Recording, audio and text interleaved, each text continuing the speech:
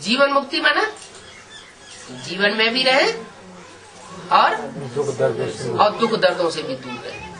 माना आत्मा शरीर धारण करके इस सृष्टि पर रहे, सुख भोगे और दुख न भोगे।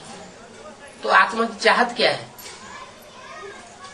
आत्मा क्या ये चाहती है कि इस सृष्टि को हमेशा छोड़ करके हम ऐसी दुनिया में चले जाएं जहाँ न सुख हो, न दुख हो, न शरीर हो? आत्मा का अस्तित्व ही जैसे लोप हो गया। ऐसा कौन चाहेगा कि हमारी आत्मा ही खत्म हो जाए? ऐसा तो कोई नहीं चाहता। आत्मा रहे। आत्मा तो अजर अमर अविनाशी है, लेकिन आत्मा अजर अमर अविनाशी तब कही जाए जब वो शरीर धारण करे। अगर शरीर ही नहीं है तो सुख दुख भी नहीं है, फिर तो ये नाटक ही खत्म हो जाता है। अरे ये कैसे हो सकता है कि आत्मा हमेशा के लिए सृष्टि रंगमंच से चली जाए, न सुख धारण करे न दुख धारण करे? तो ये तो भगवान के लिए भी नहीं कहा जा सकता। भगवान को भी इस सृष्टि पर आना पड़ता है। कहते भी है हर युग में भगवान आता है। अब तो भगवान को तो इस सृष्टि पर बांध दिया, और साधु सन्यासी दूसरों को सिखाते हैं कि हम हमेशा के लिए मुक्त हो जाए। तो हमेशा के लिए किसी की मुक्ति होती नहीं। आत्मा हमेशा के लिए सृष्टि से मुक्त हो जाए माने आत्मा का अस्तित्व खत्म हो गया। तो आत्मा का अस्तित्व खत्म हो जाना ये तो संभव ही नहीं है। जो भी आत्माएं हैं उन सब आत्माओं को इस सृष्टि रूपी रंगमंच पर जन्म मरण के चक्र में जरूर आना पड़े, और जन्म मरण के चक्र में आवेंगी तो वो नीचे जरूर गिरेंगी। क्यों? जैसे कोई बीज होता है और बीज को बार बार बोया जाए, कोई अच्छा बीज आता है और उस बीज को बार बार बोया जाता है, तो कई बार बोने से उसकी ताकत कम हो जाती है। जो पहले 20-25 दाने निकलते थे, दूसरी बार बोने से उसमें कम दाने निकलेंगे, कम मोटा दाना निकलेगा, उसका पौधा छोटा होने लगेगा। तो ऐसे ही आत्मा भी एक प्रकार का बीज है। ये परमधाम से इस सृष्टि पर जब ये आत्मा आती है तो पावरफुल शरीर धारण करती है। इंद्रियों में ताकत ज्यादा होती है, सुख भोगने की भी ताकत ज्यादा होती है।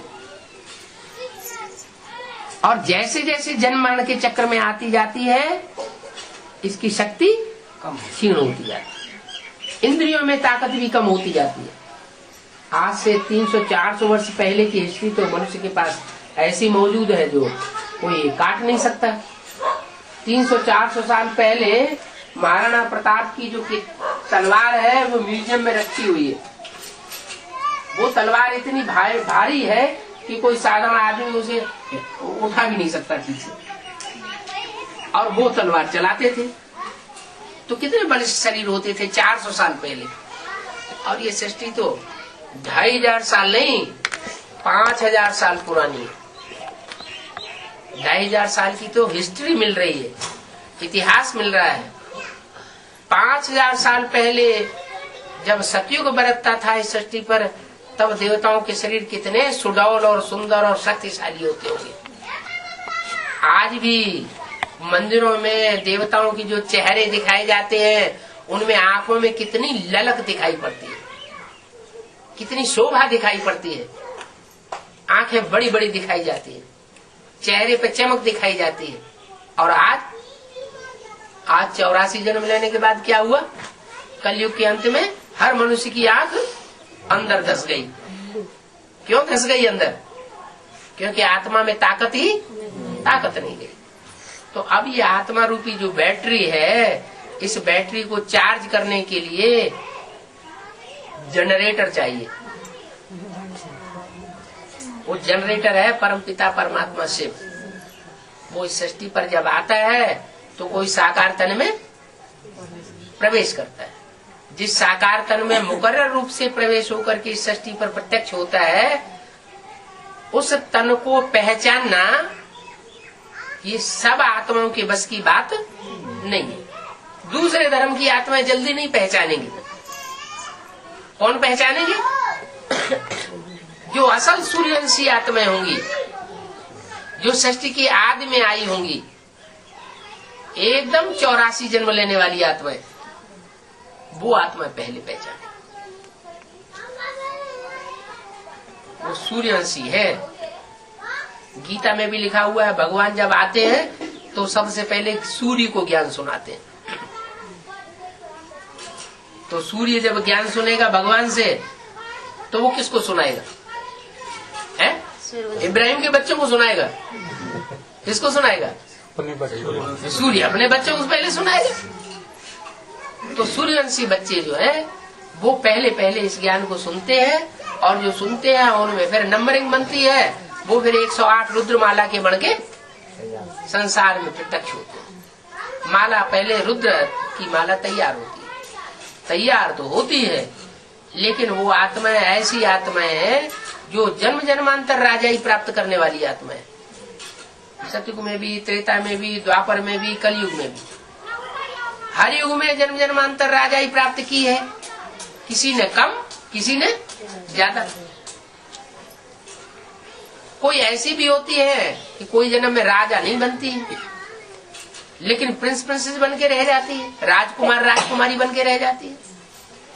जैसे कोई राजा को 4 बच्चे पैदा हुए तो एक ही तो गद्दी पे बैठेगा कि चारों गद्दी पे बैठ जाएंगे? एक गद्दी पे बैठता है, बाकी 3 राजकुमार हो जाते हैं।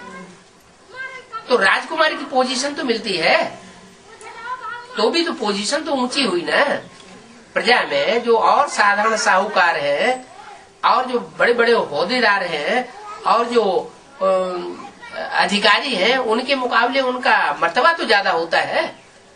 तो कहने का मतलब ये पढ़ाई के ऊपर आधारित है, और पढ़ाई है खास किस प्रैक्टिस की? आत्मिक स्थिति। सवेरे उठ करके जितना हम आत्मा की याद में अपने फाउंडेशन पक्का डाल लेंगे, सारा दिन वो आत्मिक स्थिति मजबूत बनी रहेगी। जैसे अभी संगम युग है, संगम युग में जो आत्माएं जितना ज्यादा आत्मिक स्थिति की प्रैक्टिस करती है, जन्म जन्मांतर वो उतनी ज्यादा आत्मिक स्थिति में रहेंगी। ज्यादा आत्मिक स्थिति में रहेंगी तो दूसरे धर्म की जो आत्माएं ऊपर से आती है वो प्रवेश ही नहीं कर पाएंगी, और बार बार यहाँ देहभान में आएंगी, देह के आकर्षण में आएंगी, तो आत्मा की ताकत कम होती जाएगी।